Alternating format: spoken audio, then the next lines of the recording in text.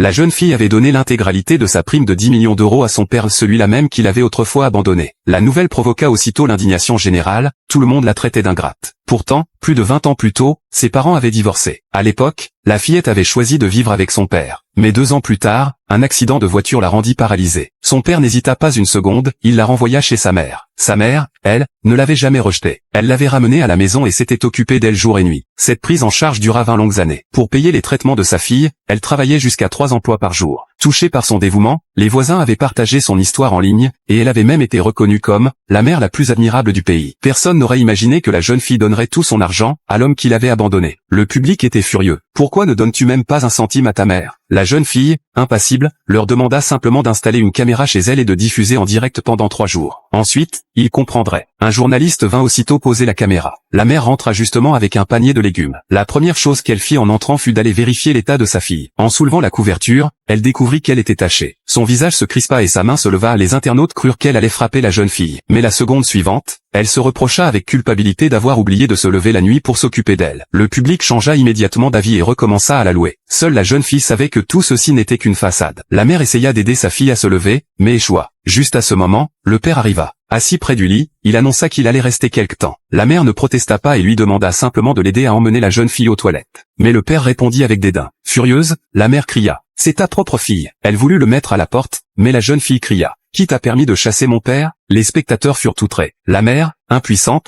plaça sa fille dans le fauteuil roulant tant bien que mal. Un peu plus tard, la jeune fille était lavée et habillée. La mère lui apporta une soupe de poulet préparée avec soin. Mais la jeune fille repoussa le bol. « Je veux manger les brioches que papa a laissées. » Le père répondit sèchement. « Elles sont pour moi. Si tu veux en manger, descends les acheter toi-même. » La mère tenta de la réconforter en lui disant de boire d'abord la soupe pendant qu'elle irait acheter des brioches. La jeune fille répliqua froidement. « Ta cuisine me coupe l'appétit. » Une voisine, hors d'elle, entra pour la réprimander. Mais la jeune fille renversa la soupe par terre. La mère dut s'interposer, s'excuser et raccompagner la voisine. Le lendemain matin, la mère se leva à l'aube pour acheter des brioches à sa fille. Mais celle-ci les repoussa encore. « Je n'en veux plus. »